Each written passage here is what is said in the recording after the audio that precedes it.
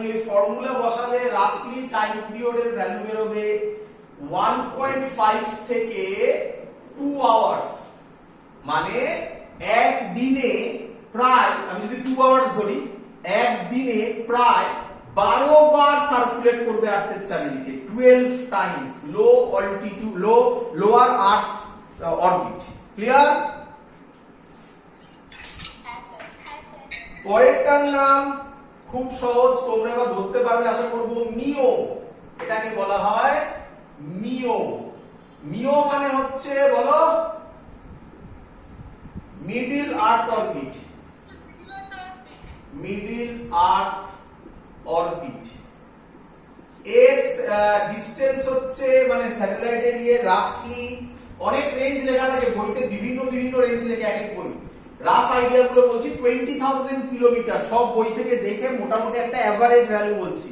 প্রচুর বইতে লেখা থাকে 2000 কিলোমিটার থেকে 20,000 কিলোমিটার, আমরা রাফ বলছি 20,000 কিলোমিটার। এর টাইম পিরিয়ড হয় নিয়ারলি ইকুয়াল টু 12 আওয়ার্স, মানে একদিনে দুবার চক্কর খাবে, একদিনে 2 টাইম সার্কুলেট করবে। আর খুব ইম্পর্টেন্ট, এটাই আমাদের মেইনলি সিলেবাসে আছে, এর নাম হচ্ছে জিও। এর নাম জিও স্টেশনারি অরবিট, এটাই মেইনলি সিলেবাসে আছে। আবার বলছি, এটা geo, geostationary orbit, Jio stationery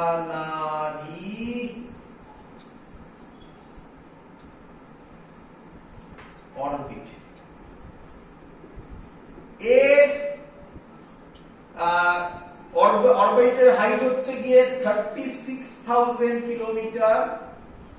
এর টাইম পিরিয়ড খুব ইম্পর্টেন্ট, খুব ইম্পর্টেন্ট, ভালো করে বুঝবে। আর্থ রোটেট করছে, তাহলে জিও স্টেশনারি হতে গেলে যে পয়েন্টের রেসপেক্টে ওটা লঞ্চ হয়েছে, আর্থ যে স্পিডে, যে সেন্সে ঘুরছে, যে সেন্সে অ্যান্টি ক্লকওয়াইজ ওয়াইজ ঘুরে, সেম সেন্সে ওই অরবিটটা ঘুরবে, সরি স্যাটেলাইটটা ঘুরবে, যাতে আর্থের যা স্পিড এরও তাই স্পিড যদি হয়, তাহলে আর্থের ওই পয়েন্টার রেসপেক্টে এই স্যাটেলাইটটা সব সময় স্টেশনারি থাকবে। তার মানে এর টাইম পিরিয়ড রাফলি 24 আওয়ার্স, হ্যাঁ অ্যাকচুয়ালি 23 আওয়ার্স, ওই যে ভ্যালুগুলো ছিল সেই জিনিসগুলো হয়, আমরা রাফলি 24 আওয়ার্স ধরব। ক্লিয়ার সবার? তো আমরা জিও নিয়ে যেহেতু করছি, আলাদা করে বলে জিও স্টেশনারি হতে গেলে কি কি প্রপার্টিজ লাগবে সেটা লিখতে দেয়, তাই আমি আলাদা করে জিও স্টেশনারি এর প্রপার্টি লিখিয়ে দিচ্ছি।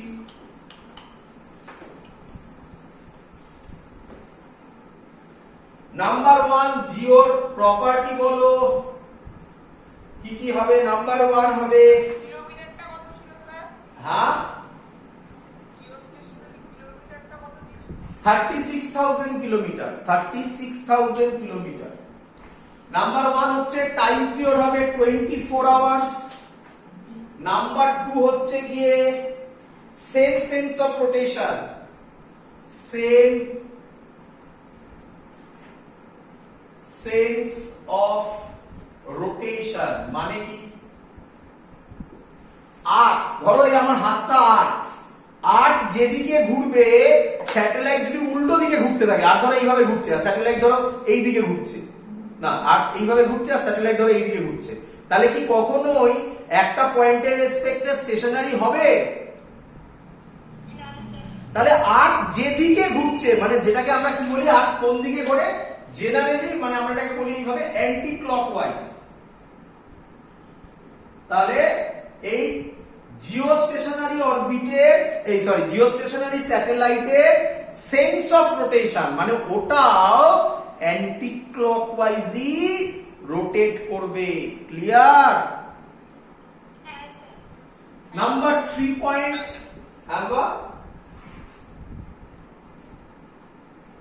নাম্বার 3 পয়েন্ট কি?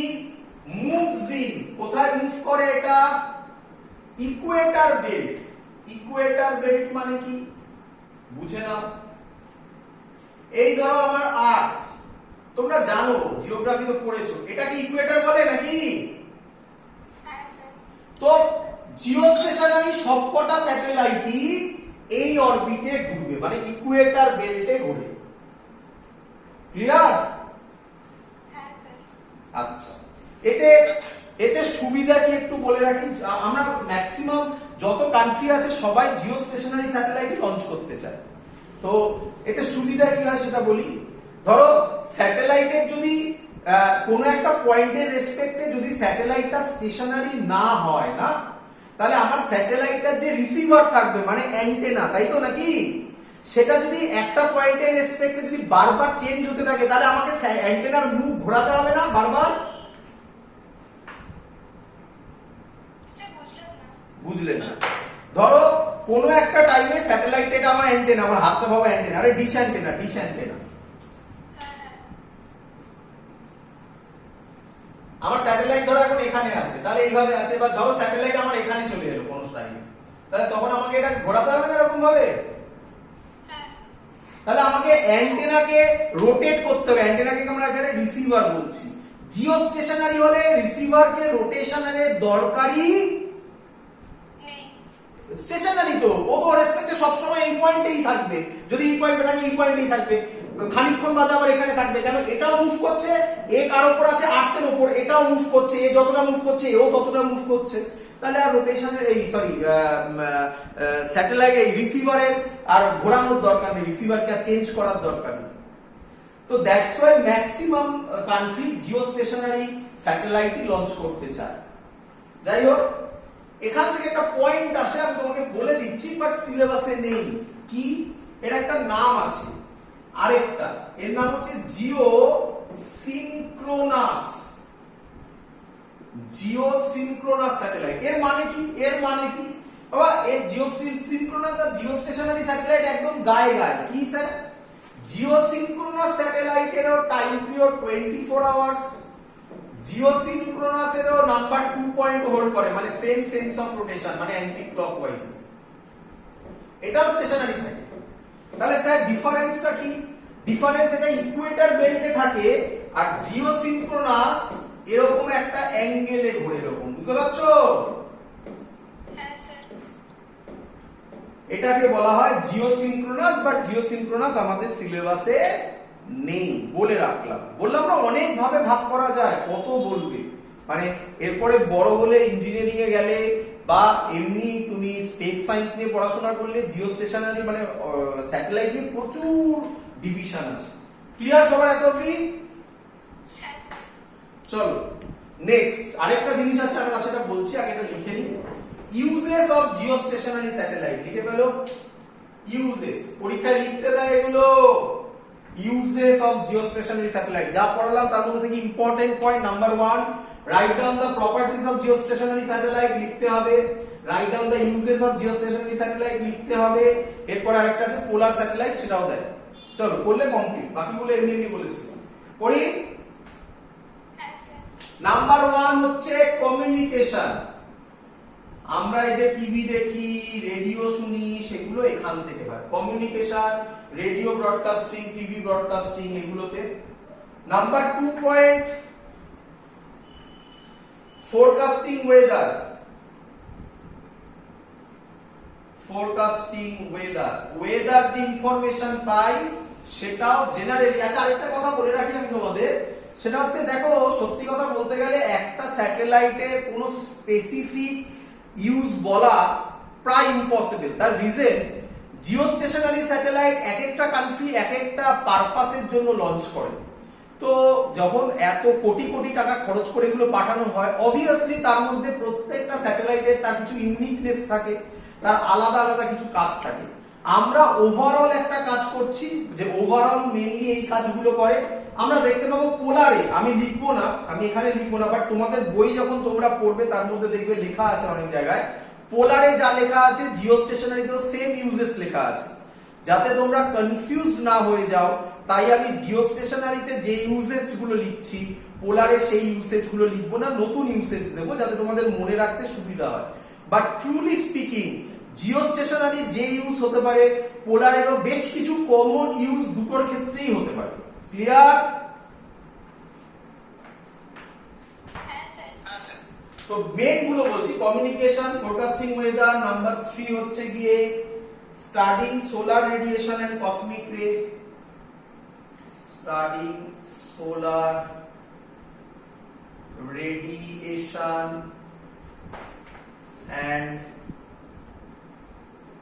cosmic rays. Number 4, studying upper regions of atmosphere. Studying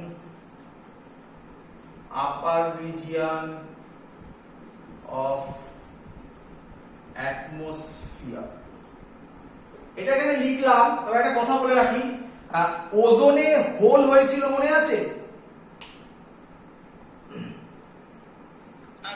recent আমি পড়লাম যে তাতে বলা হচ্ছে ওজোনের হোলটা নাকি অনেকটা ঠিক হয়েছে আর কি। এই যে ওজোনে হোল হয়েছিল, এটা একটা পোলার স্যাটেলাইট বার করেছিল খুঁজে, প্রথম ব্রিটিশ পোলার একটা স্যাটেলাইট। তো যাই হোক, ওই যে বললাম আমি তোমাকে যে কমন ইউজ হতেই পারে, তো এরকম কিছু থাকে, বাট আমরা যেগুলো জেনারেল হয় সেগুলো লেখার চেষ্টা করছি। বই থেকে যেগুলো সহজ জিনিস সেগুলোই তোমাকে আমি তুলে দিয়েছি। ক্লিয়ার? হেডিং দাও এবারে পোলার স্যাটেলাইট। মুছে দিলাম এটা। হ্যাঁ, স্যার বলছেন যে আমি আন্ডার ডিভাইস থেকে ঢুকছি, একটু বলে দেবেন?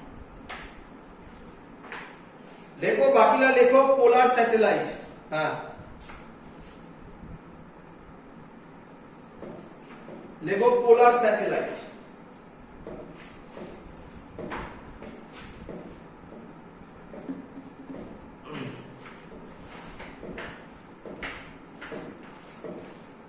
চলো, আচ্ছা, পোলার স্যাটেলাইট কাকে বলে? পোলার স্যাটেলাইট মানে যেগুলো পোলার অরবিটে ঘোরে। কোশ্চেন যে পোলার অরবিটে ঘোরে মানে কি? Polar satellite. নাম্বার 1 পয়েন্ট হচ্ছে রিভলভস ইন পোলার অরবিট। মানে কি স্যার? দেখে নাও, পোলার অরবিট মানে এই হলো আর্থ, এইভাবে রোটেট করছে যেটা, এটাকে বলা হয় পোলার অরবিট। ক্লিয়ার?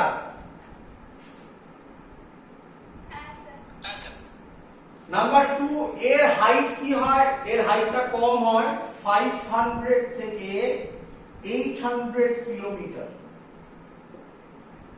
ইউজেস বলি?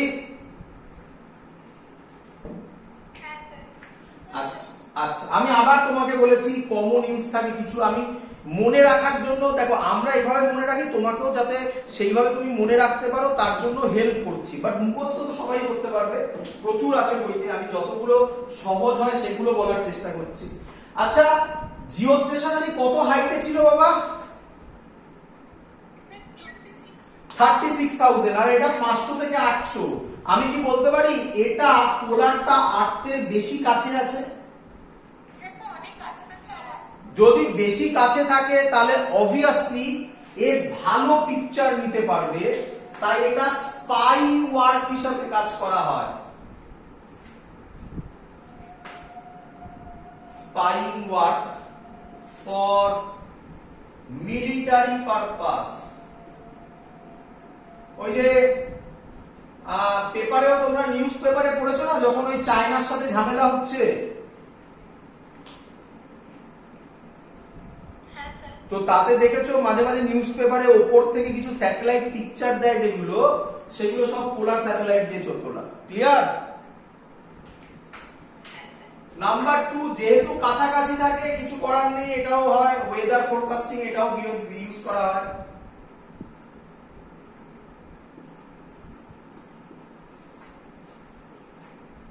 ওয়েদার এন্ড ফোরকাস্টিং না করে লেখো weather and environment monitoring.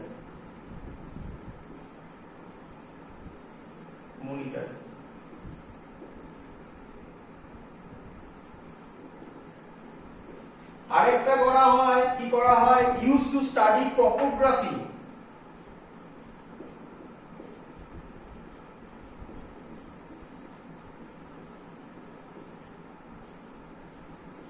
Topography of moon, Venus, etc. তোমরা অনেকেই হয়তো জিওগ্রাফিতে তোমাদের ট্রপোশিট বানাতে হতো না? তো ট্রপোগ্রাফি মানে হচ্ছে তার স্ট্রাকচার, মানে তার সারফেসের স্ট্রাকচার কি রকম সেটা স্টাডি করার জন্য পোলার স্যাটেলাইটকে আমরা ইউজ করে থাকি। ক্লিয়ার? সবার বোঝা গেছে? একটু থিওরিটিক্যাল বেসড, বাট এখান থেকে এইভাবে কোশ্চেন দেয়, তাই পড়ালাম পুরো part. Clear? That's all, complete পুরো জিনিস।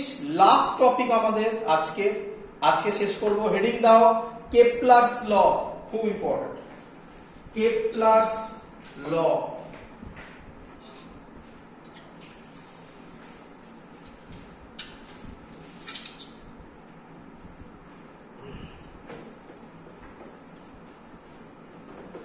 প্রথম point, Kepler's law of planetary motion, এটাকে বলা হয় কেপলারস ল। তোমাদের অনেক বইতে কেপলারস ল প্রথম দেওয়া আছে, দেখো Kepler's law of planetary motion. প্রথম লোকের ভুল ভাবে Kepler's law is only applicable for earth. না রে বাবা, আমাদের সোলার সিস্টেমে সবার জন্য কেপলারস ল অ্যাপ্লিকেবল। কি বলছে? নাম্বার 1, পরীক্ষায় কিন্তু সব দেবে। আচ্ছা কি কি কোশ্চেন দেয় আগে তোমাকে আমি বলে দিই। পরীক্ষায় কোশ্চেন দেবে, ফার্স্টে অঙ্ক তো আসবেই, অঙ্ক করাবো আমি নিঃসন্দেহে। তার আগে কোশ্চেন দেয় কি, first law write down first law of Kepler's law, write down second law of Kepler's law, write down third laws of Kepler's law, or write down all the laws of, write down Kepler's law, মানে সব লই লিখতে হবে। আচ্ছা, next দেয় Kepler second, কঠিন question হলে এটা দেবে write proof Kepler second law. সহজ কোশ্চেন হলে এটা দেবে proof Kepler's third law. Already আমি প্রুফ করে এসেছি, আরেকবার দেখিয়ে দেবো আমি। প্রুফ কেপলারস থার্ড ল, এই টাইপের কোশ্চেন আসে আর অঙ্ক আসে। মেইনলি কেপলারস থার্ড ল থেকেই অঙ্ক দেওয়া হয়, বাট জয়েন্টে কেপলার সেকেন্ড ল খুব ইম্পর্টেন্ট, সেখান থেকে আমি বেশ কিছু ক্যালকুলেশন করাবো। বোর্ডস এর ক্ষেত্রে অত ইম্পর্টেন্ট নয়, আমি করাচ্ছি, আমি বলে দেবো কোনটা একটু বেশি জয়েন্টের দিকে হয়ে যাচ্ছে, আমি বলে দেবো সেখানটা। করতে দাও পুরোটা। চলো, প্রথম কোশ্চেন বলে দিয়েছি কি কি আসবে, নোট ডাউন করে নেবে সবাই। Kepler's law of planetary motion first law এর আরেক নাম ল অফ অরবিটস। তো তোমাকে এইভাবেও কোশ্চেন বলতে পারে, write down the law of orbits. কি বলছে? বলছে all planet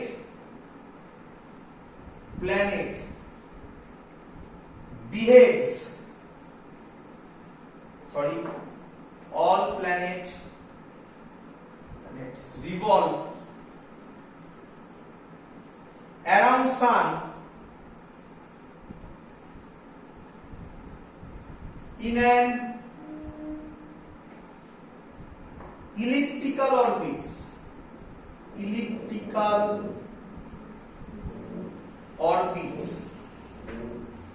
and sun is at one foci বলে বা ফকি বলে বা কেউ কেউ ফোকাস বলে, ফোকাস অফ ইলিপস। এটা হলো first statement. All planets revolve around the sun in an elliptical orbit and sun is at one focus of that ellipse. Clear সবাই? এত অবধি বোঝা গেছে? চলো, এর মানে কি এবার বলছি, একটু ডেপথে গিয়ে বোঝাবো। আমি জানি সেই কোশ্চেনটা অতটা ইম্পর্টেন্ট নয়, বাট তোমাকে যদি আমি না বলি হাফ জানা হয়ে যাবে। কি? প্রথম জিনিস, এটা হলো একটা ইলিপসের স্ট্রাকচার। এটাকে যদি আমি সেন্টার ভাবি, তাহলে এই ডিসটেন্সটাকে বলা হয় এ, এই ডিসটেন্সটাকেও বলা হয় এ, এই টোটাল ডিসটেন্সটাকে বলা হয় মেজর অ্যাক্সিস। সবাই নোট ডাউন করবে। তোমরা জানো অনেকে, যারা জানো তারা ভালো, যারা জানো না তারা জেনে নাও। এটাকে বলা হয় মেজর অ্যাক্সিস। এর ডিসটেন্স হচ্ছে এটা এ, এটা এ। সেন্টার থেকে যদি ভাবি, যদি হাফ ভাবি, মানে এই পোরশনটা এইটুকুনি শুধু, তাহলে এর নাম সেমি মেজর অ্যাক্সিস। একদম ক্লিয়ার? সেম লজিকে এটাকে বলা হয় বি, এটাকেও বলা হয় বি। একটু ছোট বড় হয়ে গেছে, যাই হোক। টোটালটাকে বলা হয় এটা বড় এটা ছোট, তাই এটাকে বলা হয় মাইনর অ্যাক্সিস।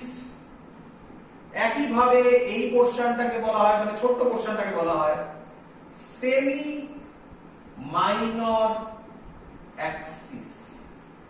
বোঝা গেছে? হ্যাঁ স্যার। চলো, একটা ইলিপসের দুটো ফোকাস হয়, দুটো ফোকাস হয়, এই একটা ফোকাস হয় অথবা এই একটা ফোকাস হয়। ক্লিয়ার? আচ্ছা, এবার কি বলছে, একটা ইলিপসের ইকুয়েশন কি, আইসোলেটেডলি বলছি, পরীক্ষায় জেনারেলি এত ডেপথে আসে না, বাট এগুলো যেই কোশ্চেনে খুব ইম্পর্টেন্ট। এখানে জাস্ট বলে রাখছি, এগুলো জানা উচিত। দেখো, মানছি বোর্ডসের এক্সামে লাগছে না, কিন্তু তুমি পড়লে ইলিপসের কিছু জানো না, কোনটা কাকে বলে, তাহলে কেমন একটা পড়াশোনা হলো না। মানছি আসবে না এখান থেকে বোর্ডসের কোশ্চেন, বাট তবু আমি তো বলেই দিচ্ছি, তাই একটু দেখে নেবে এই জায়গাগুলো। ইলিপসের ইকুয়েশন হচ্ছে x square by a square plus, বলতে হবে আমাকে, plus y square by b square is equal to 1। যদি যদি ভাবো, একটু ভাবো, এই ইলিপসটা এরকম আছে, আমি যদি এদিক থেকে চাপ দিই, তাহলে আমি বলতে পারি মেজর অ্যাক্সিস ছোট হবে, মাইনর অ্যাক্সিস বড় হবে। এক সময় যদি a আর b ইকুয়াল হয়ে যায়, তাহলে যে ইকুয়েশনটা হবে x square plus y square is equal two a square, এটার নাম হবে সার্কেল। এটা সার্কেলের ইকুয়েশন হবে। ক্লিয়ার? আচ্ছা, এবার নেক্সট, এখানে আরো কিছু জিনিস আছে, আমি এটা মুছে দিলাম কারণ এর মধ্যে করলে আরো বুঝবে না, তাই। এখানে একটা প্যারামিটার আছে, প্যারামিটারটাকে বলা হয় এসেন্ট্রিসিটি, এসেন্ট্রিসিটি। তুমি বলে স্যার এর মানে কি স্যার? এসেন্ট্রিসিটি কথাটার মানে হচ্ছে কতটা ইলিপস কতটা ডেভিয়েট করলো সার্কেলের থেকে। মানে কি স্যার? ভালো করে বুঝো। মানে এসেন্ট্রিসিটির ভ্যালু হয় 0 থেকে 1 এর মধ্যে। মানে যদি এসেন্ট্রিসিটির ভ্যালু 0 হয়, তাহলে সেটা সার্কেল হয়ে যায়। কারণ এসেন্ট্রিসিটি মানে কি বললাম, যে সার্কেল থেকে ইলিপসটা কত ডেভিয়েট করছে, ই 0, তার মানে সার্কেল থেকে কোনো ডেভিয়েশন নেই, তাই এসেন্ট্রিসিটি 0 মানে সেটা সার্কেল হয়ে যায়। ক্লিয়ার? চলো, কোশ্চেন হচ্ছে স্যার এসেন্ট্রিসিটি, এটা বি আর এর মধ্যে রিলেশন কি? রিলেশন হচ্ছে b square is equal to a square 1 minus e square. এটা হলো এসেন্ট্রিসিটি আর এ বি এর মধ্যেকার রিলেশন। হয়েছে সবাই এত অবধি? চলো, আচ্ছা, ভালো করে দেখবে, এগোই। আচ্ছা, এখানে যে ফোকাসটা থাকে, সেই ফোকাসটা ডিসটেন্স কত? ডিসটেন্স হয় AE। এখানে যে ফোকাসটা থাকে, সেই ফোকাসটারও ডিসটেন্স এখান থেকে, হ্যাঁ, এদিকে -8, মানে সেটা কোঅর্ডিনেট। যদি আমি কোঅর্ডিনেট করি, তাহলে এটা হবে AE, 0, আর এটা হবে -AE, 0। এবার খুব ইম্পর্টেন্ট, এবার আমি যেটা বলতে চাইছি খুব ইম্পর্টেন্ট, ভালো করে শুনবে। আচ্ছা, সান এদের মধ্যে কোনো একটা পজিশনে আছে, আমি ধরে নিচ্ছি সান এই পজিশনে আছে, এটা সান আমার। ক্লিয়ার এত অবধি? আচ্ছা, আমি কি বলতে পারি প্ল্যানেট যখন এখানে থাকবে, এখানে ধরো পি ফর প্ল্যানেট, প্ল্যানেট যখন এখানে থাকবে, তখন প্ল্যানেট আর সানের মধ্যে ডিসটেন্সটা সব থেকে ক্লোজ হবে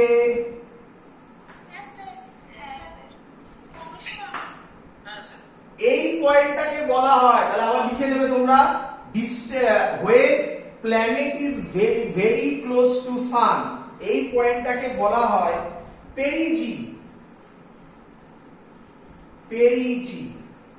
ক্লিয়ার?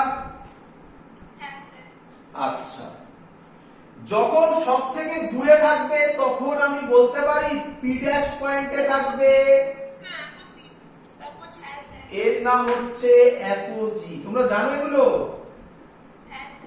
বাহ, কোথায় পড়েছো? হ্যাঁ, মানে জিওগ্রাফিতে? আচ্ছা, গুড, চলো তাহলে ধরতে পেরেছো অনেকটাই। আচ্ছা, এদিকে তাকাও, এগোই। আচ্ছা, এদিকে দেখো, আমি কি বলতে পারি? পেরিজি পজিশনের কোঅর্ডিনেট হবে a,0, এটা হবে -a,0। ক্লিয়ার? তাহলে এই ডিসটেন্সটা হবে r যদি আমি ধরি, r1 যদি আমি ধরি, তাহলে r1 হবে টোটালটা a, এটা এই a মাইনাস এই, বা r1 হবে a কমন নিয়ে 1 - e। আমি রিপিট করছি, ফার্স্ট ল অর লয়েড স্টেটমেন্টটাই তোমাদের বোর্ডসের জন্য ইম্পর্টেন্ট। এগুলো যেগুলো বলছি এগুলো এক্সট্রা জয়েন্টে লাগবে, এখন নয়, বাট দেখে রাখো। আমি যদি একদম না বলি, কেমন একটা পড়ালাম হাফ পড়ালাম হাফ পড়ালাম না, মানে আমারই খারাপ লাগবে, তার জন্য পড়াচ্ছি। জানি টাইম যাচ্ছে, যারা ইন্টারেস্ট পাবে তারা দেখবে, বাকি যারা ইন্টারেস্ট পাবে না তারা এগিয়ে দেবে। চলো সেকেন্ড লতে চলে যাবে, এরপরে সেকেন্ড লতে চলে যাবে। যখন সেকেন্ড ল বলছি ওখান থেকে শুরু হবে আবার। দেখো এদিকে আমি কি বলতে পারি? এই ডিসটেন্সটা হবে r2। ক্লিয়ার? r2 হবে, এখানে লিখছি, এই টোটালটা হচ্ছে a, আর এটা হচ্ছে a প্লাস a হবে, a কমন নিয়ে 1 প্লাস e হবে। এটা হচ্ছে r2, এটা হচ্ছে r1। ক্লিয়ার সবার? আবার আমি কথা শুনতে পাচ্ছি না, জোরে মাইকের কাছে এনে কথা বলো। একজন একজন একজন। r2 কি? ও, এটা r2, এটা সান থেকে অ্যাপোগির ডিসটেন্স।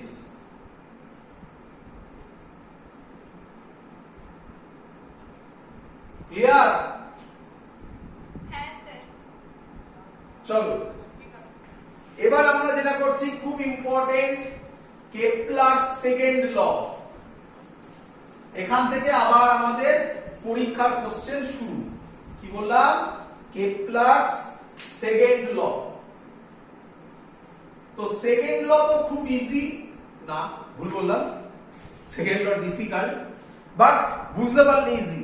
দেখো প্রথম সেকেন্ড ল কি বলছে? আ প্ল্যানেট, হ্যাঁ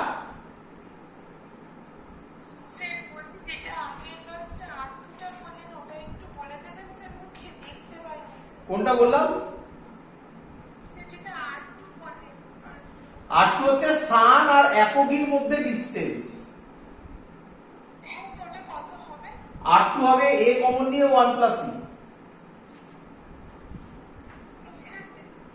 চলো এটা হবে সেকেন্ড ল, হচ্ছে ল অফ এরিয়া। আচ্ছা, এত সহজ নয় এটা, ভালো করে বুঝবে। প্রথম স্টেটমেন্ট হচ্ছে আ planet sweeps out equal area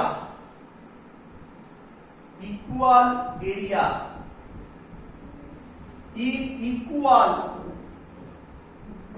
time interval. A planet sweeps out equal area in equal time interval. এটা একটা স্টেটমেন্ট। অর তুমি আরেকটা লিখতে পারো, কি লিখতে পারো? aerial velocity of a planet constant. The aerial velocity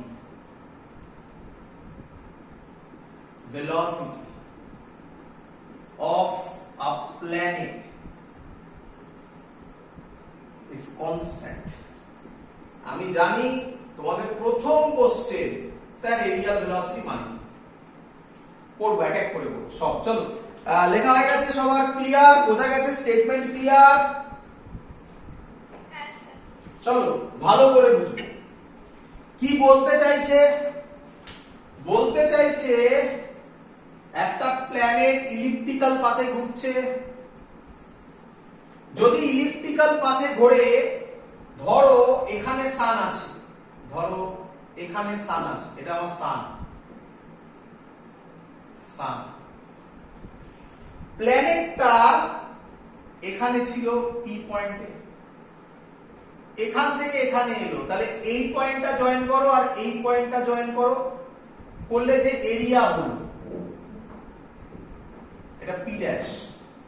এই এরিয়াটা যা হবে, প্ল্যানেটটা এইখানে আছে, তো মানে খানিকক্ষণ বাদে ওখানে আছে, আর ধরো এইখানে আছে, এটা পি, এটা পি ড্যাশ, তাহলে এটা পি ড্যাশ ধরো, তাহলে এই এরিয়াটাও সেম হবে। যদি এটা যেতে টাইম ডিটি লাগে, তাহলে এটা যেতেও টাইম ডিটি লাগবে, যদি হয় ইফ, তবে এর এরিয়া আর এর এরিয়া সেম।